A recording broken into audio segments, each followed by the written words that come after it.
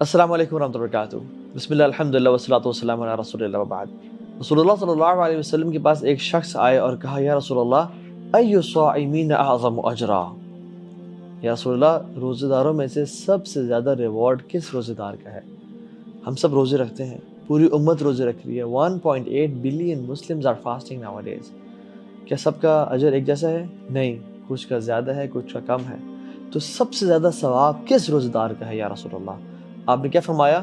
اکثرہم فیہ للہ ذکرا، جو سب سے زیادہ اللہ کا ذکر کرتے ہیں اپنے روزوں میں۔ اللہ اکبر۔ میں اور آپ دیکھیں کہ ہم روزے تو رکھتے ہیں مگر اللہ کا ذکر کتنی دفعہ کر رہے ہیں؟ اور یہ جنرل رول ہے، جو بھی عبادات، جس عبادت میں اللہ کا ذکر زیادہ ہو اس کا اجر بھی زیادہ ہوگا۔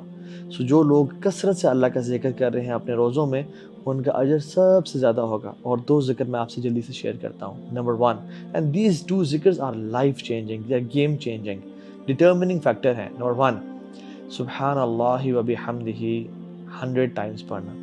رسول اللہ صلی اللہ علیہ وسلم نے فرمایا کہ جو شخص سبحان اللہ و بحمدہ 100 ٹائمز پڑھتا ہے دن میں، اس کا ثواب قیامت کے دن سب سے زیادہ ہوگا، یعنی اس کی کنڈیشن قیامت کے دن سب سے بہتر ہوگی، ایکسیپٹ اس بندے کے جو ان سے بھی 100 ٹائمز سے بھی زیادہ پڑھ لے سبحان اللہ و بحمدہ۔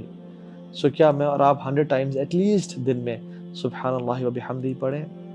This person will be in the best state on the day of judgment۔ اور دوسرا ذکر، لا الہ الا اللہ وحدہ لا شریک لہ لہ الملک ولہ الحمد وہو علی کل شیء قدیر۔ اس کو بھی جو شخص 100 دفعہ پڑھتا ہے اس کے 5 ریوارڈز ہیں۔ نمبر 1، اس کو 10 غلام آزاد کرنے کا ثواب ملتا ہے، 100 نیکیاں اس کو مل جاتی ہیں۔ ہمیں سے کون شخص ہے جو 100 اعمال دن میں کرتا ہے؟ 100 گناہ اس کے معاف ہو جاتے ہیں۔ اور ہم میں سے کون ہے واللہ جو دن میں 100 گناہ کرتا ہے، اور اگر وہ کرے بھی اس کے 100 گناہ معاف ہو جاتے ہیں۔ اس کی شیطان سے پروٹیکشن ہو جاتی ہے اس دن شام تک، اور قیامت کے دن وہ شخص بہترین حالت میں آتا ہے۔ there is no one who comes better than this person except جو اس سے بھی زیادہ پڑھ لے، لا الہ الا اللہ وحدہ لا شریک لہ لہ الملک ولہ الحمد وہو علی کل شیء قدیر۔ So make sure you do ذکر of اللہ سبحانہ وتعالیٰ during your fast۔ تسبیح کاؤنٹر لے لیں یا اپنے ہاتھوں پہ، جیسے بھی کوئی ٹائم سیٹ کر لیں۔ while traveling، گاڑی میں جا رہے ہیں، آ رہے ہیں، آفس جا رہے ہیں، اس کو کثرت سے پڑھیں۔ ابن قیم الجوزی رحمہ اللہ فرماتے ہیں کہ this is the same case with every عبادات، یعنی جس بندے کی نماز سب سے بہتر کس کی ہے؟ جس میں نماز میں سب سے زیادہ ذکر ہے۔ حج سب سے کس کا زیادہ بہتر ہے؟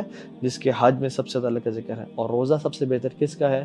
جس کے روزے میں اللہ تعالیٰ کا ذکر ہے۔ اللہ تعالیٰ ہمیں اپنے ذاکرین میں سے شامل کر لے۔ السلام علیکم ورحمۃ اللہ وبرکاتہ۔